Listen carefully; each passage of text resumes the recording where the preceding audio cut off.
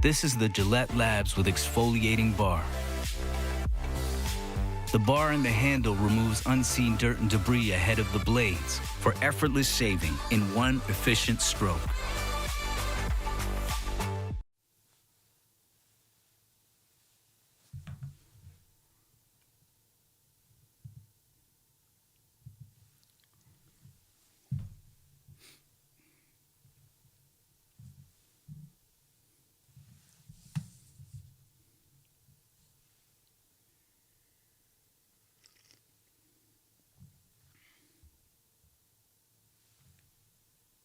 We'll open with a comment and we'll take questions. Okay, we've had a chance here to spend some time looking at the Bears. This is a pretty impressive group and really a young team that you can see getting better all the time. Coach has done a really good job here with installing his system and I think adapting and to the personnel that they have there, and obviously getting a lot of young players involved. It's one of the youngest teams in the league. Offensively, Fields is a major threat every time he touches the ball. A very athletic kid. Mooney is really an outstanding receiver. He's had a ton of production, and I can see why. He's very good at everything. Plays multiple positions in the slot a lot, but they'll move him around, and he's had a ton of production. And then of course the backs, Herbert and Montgomery are very good. This running game is right there with Cleveland. I mean, they literally have about the same exact amount of yardage. I think Herbert's leading the league in yards per carry. They're very hard to tackle, and they do a real good job with their running game and the play action game as well. A lot of explosive plays, lead the league in yards per pass attempt. They've hit some big plays. Some of those are catch and run plays, and then when you add on field scrambles, which they might count as running plays in the stats, but they're actually passing plays in terms of having to defend them. There are really a lot of explosive plays there that are a problem. So, young offensive line, talented offensive line, 2 young tackles. But really the backs, Mooney, Fields, guys that can really score on any play, and a good group of tight ends that that they use in there, so they give us some multiple formations and personnel groups. Special teams is another young group, core group of players. Houston Carson is really one of the better coverage players that we'll see all year. Jones, the rookie, has been great for him, and Blackwell is very fast. So they have a lot of team speed. Cruikshank, and some of their their linebackers, which those guys run well too. It's really a good group. One of the better groups that we've played. Santos, really solid kicker, veteran guy. Just hits the ball straight through. Very consistent, and the skills got a big leg. Punter's got a big leg, and he whacks it down there pretty good. So they can change field position, and especially with their fast coverage players, the 3 guys I mentioned, they've done an excellent job of creating good field position for their defense. And Jones in the return game, strong, explosive guy. We spent a lot of time on him. Really dangerous with the ball in his hands. And then Pettis and Ebner on the kickoff returns, another fast guy, plays really in all their special teams, and Pettis, experienced guy back there. They use him some on punt returns, and but it's a good special teams unit, very sound, good players, and it's a lot of tough matchups there for us. And defensively, Matt's obviously brought his very successful system from Indianapolis with him. At Indy, they led the league in turnovers for 4 straight years. Forced a lot of fumbles. They're very disruptive on the ball. Ball security is going to be a big issue. They've got a lot of outstanding players. They're hard to block on the front. Obviously, Quinn is one of the great defensive linemen. In this era, I mean, his numbers are ridiculous, and whatever it was last year, 17, 18 sacks. This guy's a major disruptive force on the edge. The two linebackers, Smith and Morrow, make a ton of tackles. Obviously, Smith leading the league in tackles, been at the top of the league, almost every year. He's very hard to block and a very good tackler from sideline to sideline. He's got a lot of range, very instinctive, and gets off blocks well. Obviously, finds the ball and it's really just a tackling machine. And Jackson's been a guy we've played against before. That's always is around the ball, very instinctive player at the safety position. He does some different things, but he's around the ball. He kind of quarterbacks a secondary back there, and makes a lot of plays. And makes a lot of big plays. His turnovers and returns for touchdowns and stuff like that. That's kind of his playmaking style back there. So that's a problem, but. Coach Eberflus has really done a good job. I mean, in the second half, they're the best defensive team in the second half of games in the league. Haven't given up much anything here in 6 games. I think they're under 7 points a game in the second half or something like that. So, you watch them play in the second half, and it seems like as they gain confidence, figure out what the offense is doing, make some adjustments, they've been able to really shut almost everybody down and so that's obviously a big concern for us as well. So young players, guys that we don't know very well that have already jumped in and made a big impact for them, first and second year players, guys like Mooney and Gordon on defense, Jones in the kicking game, Gill in the kicking game, players like that. And then obviously there's a few guys, the Santos and certainly,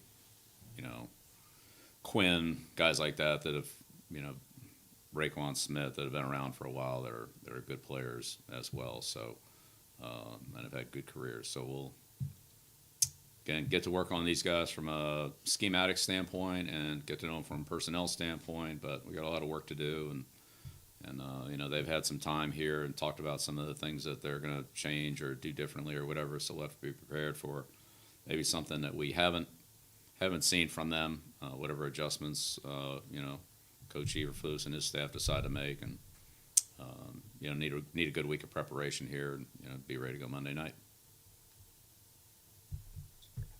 Coach, we'll open up for questions. Start with Mike Giardi, followed by Mike Reese. Morning, Bill.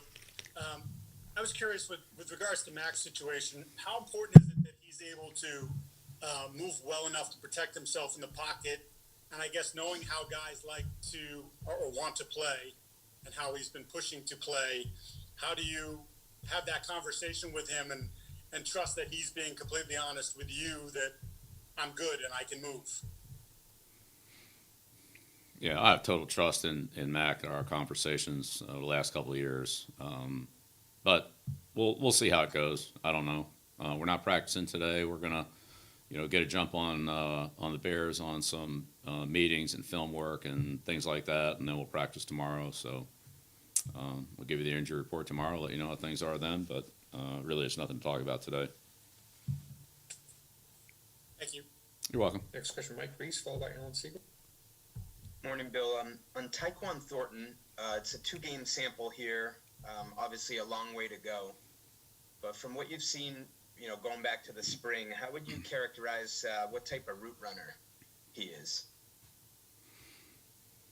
Well, Tyquan didn't have a big variety of routes at Baylor, but he's a smart kid. He has a good skill set. He's picking those things up. Like everybody, every rookie. The passing game in the NFL is quite different from college, and there's a lot of refinement, but he gets better every day. And, you know, we'll see how it goes. Like you said, it's only been a couple weeks out there. And so during the regular season. So he's working hard, and you know, we'll work with him. You know, Ross, Troy, he's got two great coaches that have helped him a lot, and he's, you know, working hard and getting better. And I had, from one tie to another, I want to ask about Ty Montgomery, just from a standpoint of, you know, like injured players are always working back on a timeline that's specific to their individual situation. Some, you know, maybe coming back this season, others it's already looking ahead to next season, just based on what they're dealing with. Just specific to Ty Montgomery, which category is he sort of in, just trying to get a better feel? Yeah. Well, I appreciate that, Mike. I really do. I appreciate the in-depth questioning. And, yeah, you know, I'm going to leave the injury conversation out of it for right now. But thank you. Appreciate you asking. Next question, Alan Siegel, followed by Mark Daniels. Morning, Bill. Hey, Alan. You've got a fairly important decision coming sometime in the next couple of weeks, obviously regarding the quarterback position. I want to talk just in general, though, and come at it a different way.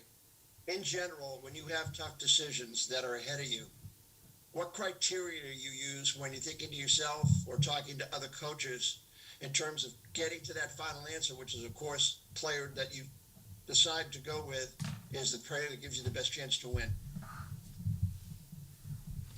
Yeah, well, there isn't really much to talk about here today. As you know, Mac's been inactive the last 2 weeks, so that's there really isn't a conversation to be had here. We'll hypotheticals and all that. We'll, you know, I'm going to stay away from those. We'll see what we actually are dealing with here as we go forward.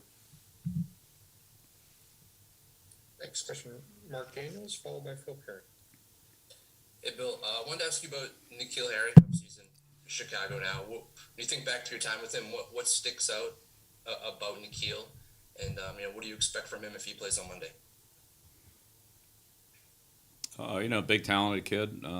Things didn't really work out here the way that I think all of us hoped for. You know, everybody tried. It just didn't work out. So I'm sure he'll be ready to go, and you know, I'm sure he'll play hard. Next question, Phil Perry, followed by Matt Dolph.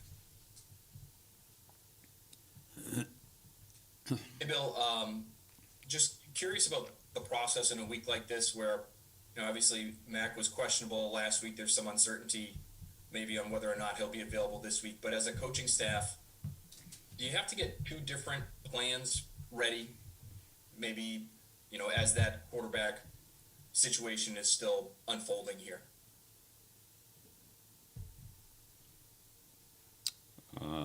Well, I wouldn't say two different plans, no. But again, we'll get ready for the Bears, and there are always players in a situation where there's some uncertainty about their availability. That's the way it is every single week. So depending on who those players are, what the plays are, what we're talking about, they're all kind of a little bit different. But we'll manage them the best we can. So there doesn't have to be a lot of tweaking, whether it's Bailey or Mac at that position. You know, you can kind of come up with one plan and feel like it's good for both. Yeah. Well, I didn't say that. I just said every situation's different, and they are. So we'll evaluate each one based on the individual circumstances and do the best we can with it. Next question, Matt Dolph, followed by Bob Sosi. Morning, Bill. So we've seen guys like on the defensive line, we've seen guys like Sam Roberts, Daniel Akwale play a little more recently. I know some of that is injury related, but it's really been sort of a group effort on the D-line. I'm just curious how that added depth and that versatility that you have with those guys has allowed you to play multiple fronts and sort of game plan the defensive line in different ways. Right. Well,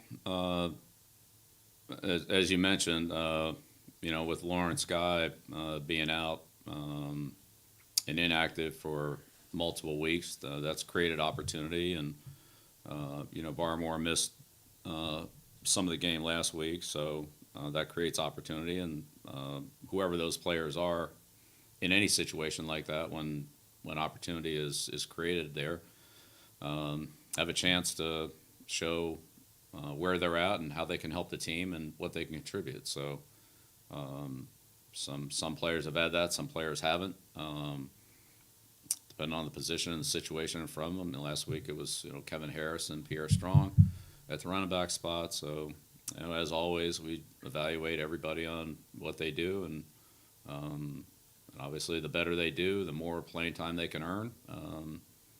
However they've actually gained it in the first place, whether that was about performance or injury or game plan, formationing, and personnel usage or whatever it is, if they can build on those opportunities and create value for the team, then that'll help them more going forward. And if they can't, then that will probably restrict it a little bit. So that's why everybody has to be ready to go every week, all the time. You never know when you're going to get that call, and be able to take advantage of it when it happens. Sure, thank you. Yeah, you're welcome, Matt. Bob Sosi and Andrew Kelly. Good morning, Bill. Hey, Bob. I want to ask you about filling the absence of Cody Davis, multiple roles on special teams. And when a guy goes down like that, as good as he is, how do you describe a potential domino effect, and what does it take to replace him, or at least get through his absence in his various roles? Right. Well, that's a question is really on point, Bob, because that's what happens with a player like Cody is you lose that player on 5 different units. So each unit has its own dynamics. Each unit has its own responsibilities that come with what he does. I mean, I don't think no team has a player that can replace a player like that. So it would have to be, some type of multiples. Nobody just don't plug in a guy and get out of Cody Davis what he's given us. That player would already be on the field. And if you move that one to him, then you replace the other guy. So however it goes, it's some type of combination of, maybe changing some responsibilities, maybe in certain areas. Again, you're talking about 5 different units. So the answer is really not the same for every unit that he's on, but the question has to be answered somewhere along the line. And then, of course, there's also the backup for those 5 spots.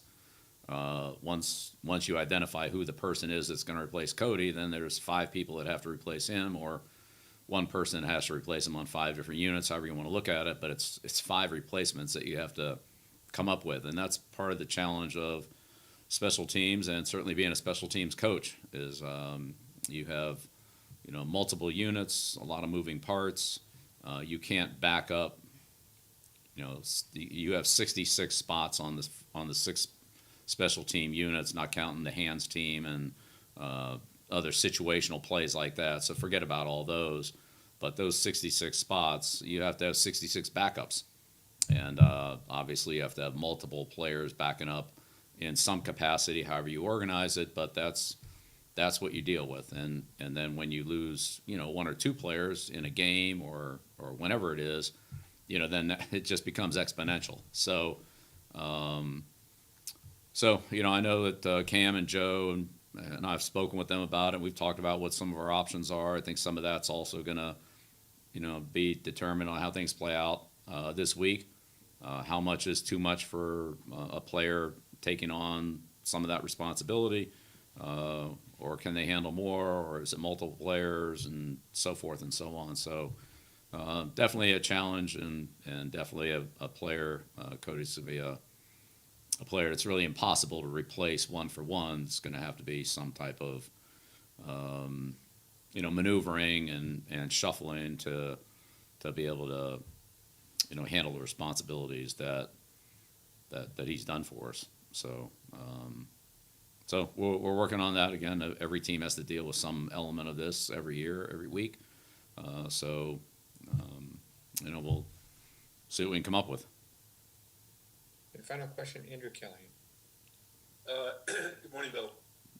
When you, look back at the scouting Justin Fields as a rookie last spring, what did you see from him at Ohio State? Yeah, I think a lot of what you see from him in the NFL. Again, a very athletic kid. He's gets out of a lot of trouble with his athleticism, his speed, his size, balance. He runs well. I think he can see the field. Again, they lead the league in yards per pass attempt. So when they throw it, there are a lot of downfield plays. He's accurate. He can throw on the run. He can throw in the pocket. And he sees down the field as well as, at other areas in the intermediate and check downs and, screens and things like that, which they're very good at, especially with the two outstanding backs that they have. So like any quarterback, it's coming into the NFL. It's a big change from the system that they ran in college and new coverages and different type plays and so forth and so on. But you can see him getting better every week and making plays consistently in game after game, throwing the ball, running the ball, throwing on the run. He has quite a few decision-making plays, whether those are RPOs or line of scrimmage checks based on the defensive deployment and so forth. So, I think he's a very talented player that's getting better all the time. Honestly, like a lot of players on that team are. They're a team that just each time you watch them play, you kind of see some of their younger players get a little bit better, and they got a lot of them in there, and it's a team that's shown a lot of growth in 6 weeks, and I'm sure with the good coaching that they're getting and the good fundamentals that they have established, that's the way they're going to trend.